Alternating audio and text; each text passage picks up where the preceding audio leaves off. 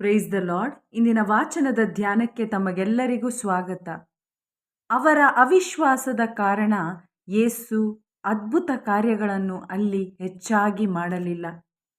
ಪ್ರಿಯರೇ, ಇಂದಿನ ಶುಭ ಸಂದೇಶದಲ್ಲಿ ಯೇಸು ತಮ್ಮ ಸ್ವಂತ ಊರಿನ ಪ್ರಾರ್ಥನಾ ಮಂದಿರದಲ್ಲಿ ಬೋಧನೆ ಮಾಡಿದಾಗ ಅವರ ಸ್ವಂತ ಜನರು ಅವರಲ್ಲಿ ವಿಶ್ವಾಸ ಇಟ್ಟಿಲ್ಲ, ಅವರನ್ನು ನಿರಾಕರಿಸಿದ್ರು ಮತ್ತು ಅವರ ಅವಿಶ್ವಾಸದ ಕಾರಣ ಅಲ್ಲಿ ಯೇಸು ಸ್ವಾಮಿ ಅದ್ಭುತ ಕಾರ್ಯಗಳನ್ನು ಹೆಚ್ಚಾಗಿ ಮಾಡಲಿಲ್ಲ. ಕಾರಣ ಪ್ರಿಯರೇ, ಅವರು ಭೌತಿಕ ಮನುಷ್ಯನ ದೃಷ್ಟಿಯಲ್ಲಿ ಯೇಸುವನ್ನು ನೋಡಿದ್ರು. ಅವರು ಜೋಸೆಫನ ಬಡಗಿಯ ಮಗ, ಮರಿಯಳು ಅವರ ತಾಯಿ, ಅವರದೊಂದು ಬಡ ಕುಟುಂಬ, ನಜರೇತ್ ಅವರ ಊರು.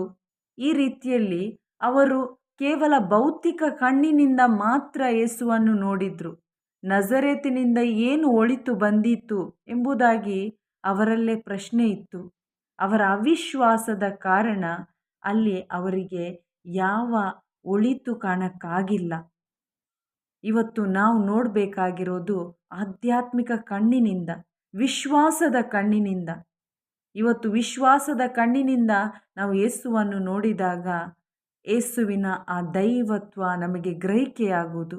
ಯೇಸುವೇ ದೇವರ ಪುತ್ರ, ಯೇಸುವೇ ಲೋಕೋದ್ಧಾರಕ, ಈ ಸತ್ಯದ ಪ್ರಕಟಣೆ ನಮಗಾಗಬೇಕು. ಯೇಸು ಮಾನವನನ್ನು ಬೆಳಗಿಸುವ ಜ್ಯೋತಿ, ಅವರಲ್ಲಿ ಸಜೀವವಿದೆ. ಅವರು ನಮ್ಮನ್ನು ಬೆಳಗಿಸುವವರಾಗಿದ್ದಾರೆ.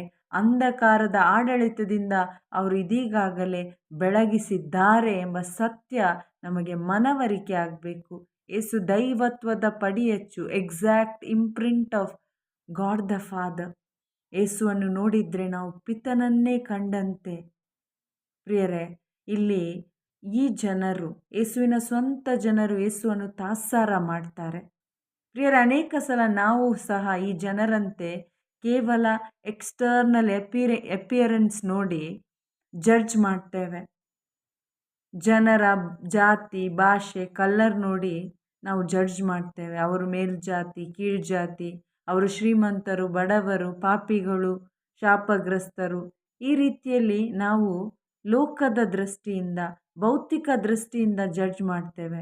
ಪ್ರಿಯರೇ, ನಮ್ಮ ಆತ್ಮಿಕ ಕಣ್ಣುಗಳು ತೆರೆಯಲ್ಪಡಬೇಕು. ದೇವರ ದೃಷ್ಟಿಯಿಂದ, ದೇವರ ವಾಕ್ಯದ ದೃಷ್ಟಿಯಿಂದ ನಾವು ಮೊದಲು ದೇವರನ್ನು ನೋಡಬೇಕು, ನಂತರ ಇತರರನ್ನು ನೋಡುವವರಾಗಬೇಕು. ಅದಕ್ಕಾಗಿ ನಮ್ಮಲ್ಲಿರಬೇಕಾದ ಒಂದು ಸ್ವಭಾವ ದೀನತೆ. ನಾವಿಂದು ಕಾರ್ನಲ್ ಮೈಂಡಿಂದ ನೋಡೋದಾದರೆ ಖಂಡಿತ ನಮಗೆ ದೇವರ ಬಗ್ಗೆ ಅರಿವು, ತಿಳುವಳಿಕೆ, ದೇವರನ್ನು ಅರಿತುಕೊಳ್ಳಲು ಸಾಧ್ಯವೇ ಇಲ್ಲ.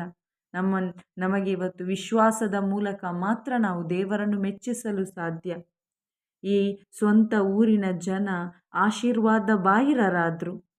ಅವರು ಯೇಸುವನ್ನು ನಿರಾಕರಿಸಿದ ನಿಮಿತ್ತ ನಿತ್ಯ ಜೀವ ಎಂಬ ಅತಿ ಶ್ರೇಷ್ಠ ಕೃಪಾವರವನ್ನು ಕಳೆದುಕೊಂಡ್ರು. ಪ್ರಿಯರೇ, ದೇವರ ಕೃಪೆಗೆ ನಮ್ಮ ವಿಶ್ವಾಸ ಸೇರಿದಾಗ ಮಾತ್ರ ಅದು ನಮ್ಮನ್ನು ಉದ್ಧರಿಸುತ್ತೆ, ನಮಗೆ ನಿತ್ಯ ಜೀವದೆಡೆಗೆ ಕನೆಕ್ಟ್ ಮಾಡುತ್ತೆ. ಇವತ್ತು ನಾವು ಶಿಲುಬೆಗೇರಿಸಲಾದ ಮತ್ತು 3ನೇ ದಿನ ಪುನರುತ್ಥಾನರಾದ ಯೇಸು ಕ್ರಿಸ್ತರ ಶುಭ ಸಂದೇಶವನ್ನು ಆಲಿಸಿ ವಿಶ್ವಾಸ ಇಟ್ಟಾಗ ಮಾತ್ರ ನಾವು ಸಕಲ ಆಧ್ಯಾತ್ಮಿಕ ಆಶೀರ್ವಾದಗಳನ್ನು ಅನುಭವಿಸಲು ಸಾಧ್ಯ. ಇಲ್ಲವಾದರೆ ನಮ್ಮ ಜೀವಿತ ವ್ಯರ್ಥವಾದೀತು.